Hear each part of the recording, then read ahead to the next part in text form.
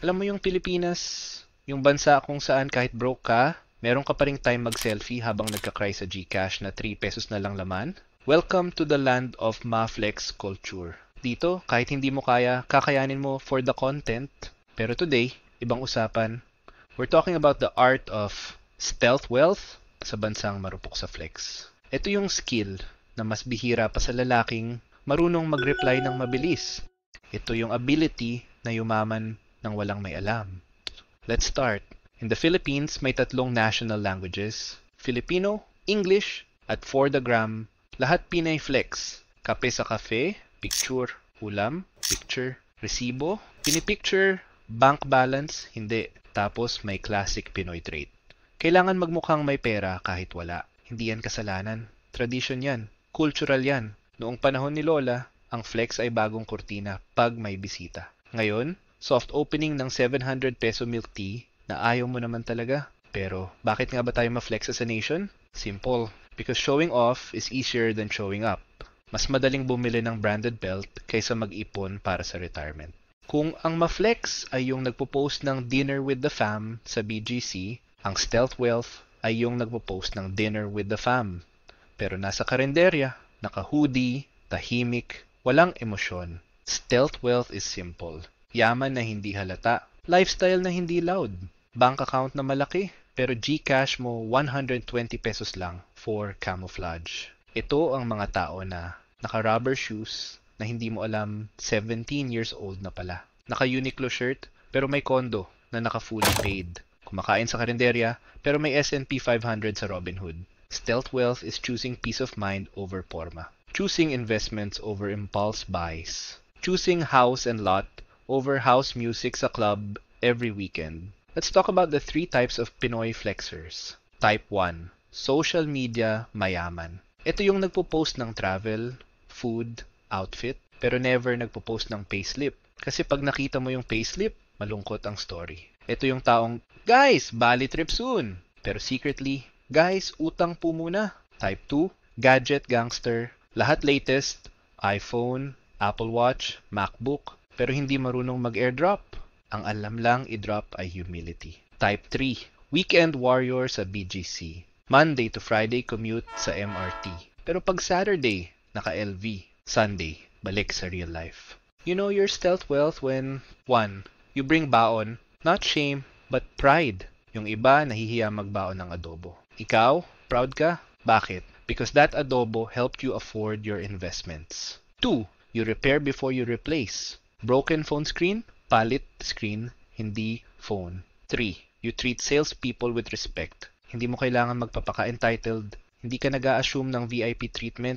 VIP ka sa net worth mo, hindi sa attitude mo. 4. Your flex is privacy. Hindi mo kailangan mag-announce ng glow up. Glow ka na, tahimik pa. Isipin mo, mahirap maging stealth wealth sa Pilipinas because of family culture. Sample situation. Tita. Uy anak, may bago ka ba? Naka-OT ka na naman, no? Translation. May pera ka ba? Manghihiram ako. Lola. Maganda tong sapatos mo ah. Magkano? Translation. Sagutin mo maraming tanong ko. Kuya. Pautang muna. Sweldo ko bukas. Translation. Hindi ko babayaran. Stealth wealth becomes survival. Kung aminin mong kumikita ka ng malaki, may automatic na naka-line up. 1. Pa-birthday. 2. Pa-utangs. 3. Pa-donate. 4. Pa-salo. So ano ang true signs of stealth wealth? Hindi ito brands. Hindi ito house size. Hindi ito car mo. Ito ay 1. Time freedom. Hindi ka naka-attach sa toxic job kasi may savings ka. 2.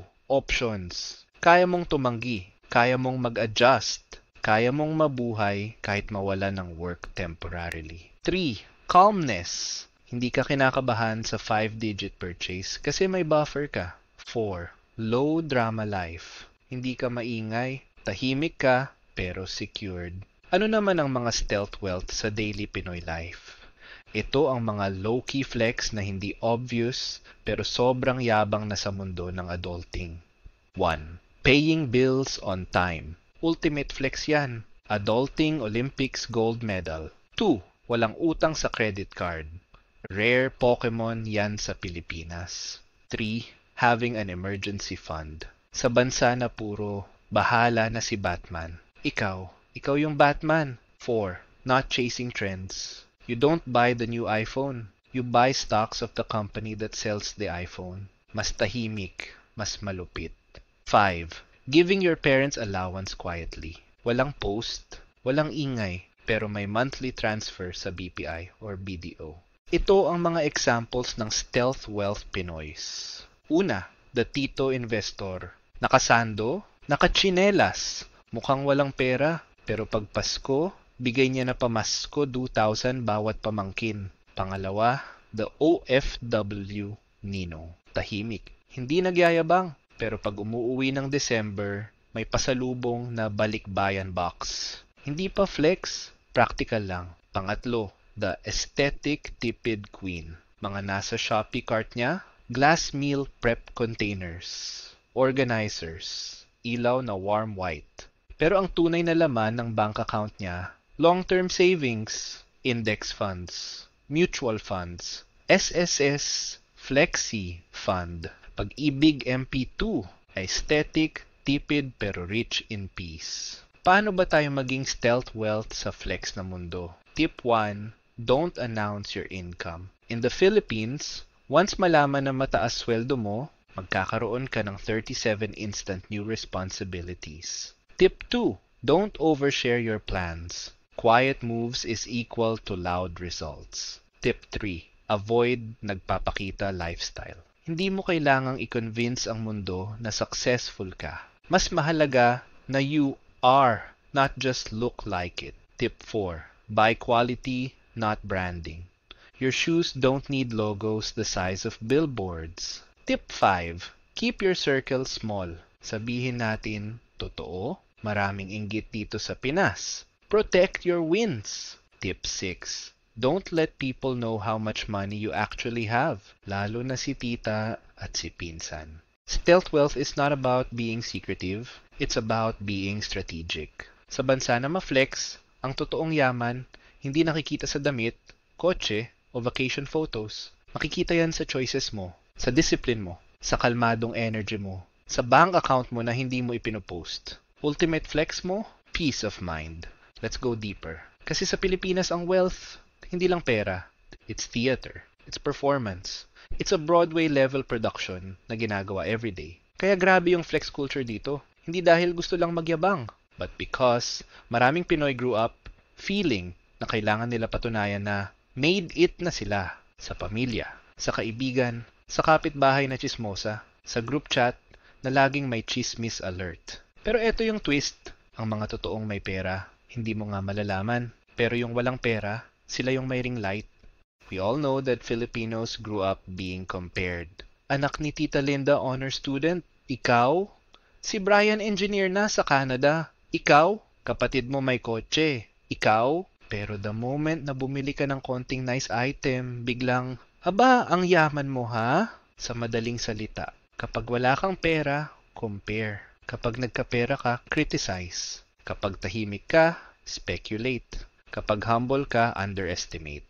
Kaya, ang stealth wealth is a superpower dito. Parang invisibility cloak sa Harry Potter. Except hindi ka wizard, just financially literate. Let's talk work. Kasi sa office, daming flexers disguised as hard-working employees. Example 1, the loud laptop slammer. Ito yung taong pag nagtatype, akala mo may kaaway. Slam, slam, slam. Full volume para lang makita mong busy siya.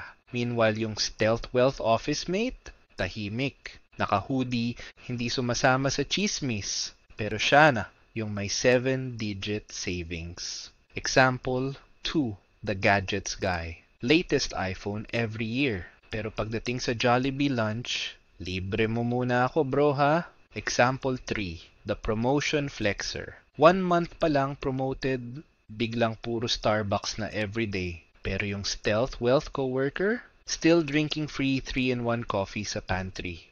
Pero may ipon, may real estate, may investments, may peace of mind. Flex culture thrives online. 1, the soft life girl. Caption, self-care muna. Reality, inutangan si mama. 2, the crypto expert. posting motivational quotes kahit lugi na siya 87%. 3. The travel is life guy. Nasa Osaka, Korea, Thailand, Bali, pero sa credit card bill, nasa alanganit. 4. The TikTok flex couple. Matching outfits, matching phones, matching utang. Meanwhile, stealth wealth people, nasa bahay, nood Netflix, magluluto ng itlog, tapos check portfolio silently. No need for audience. Kung may Olympics sa flexing, ang Pinoy reunion ang championship. Dito lalabas ang mga sumusunod, tita, with the never-ending interrogation. Kailan ka ikakasal? May kotse ka na? Magkano sweldo mo? Totoo bang may bago kang boyfriend? Catholic ba siya? Kuya na flex ng bagong motor. Pero hindi mo alam, hulugan pa 48 months. Pinsan mong biglang naging foreign sounding. Hi guys! I'm back from Dubai. Pero 9 months pa lang siya dun. The stealth wealth one, tahimik. Kumakain. Walang sinabi tungkol sa achievements. Pero siya yung totoong nakaipon at may retirement plan. At may investment portfolio at wala pang utang. Financial literacy in the Philippines isn't just skill, it's survival.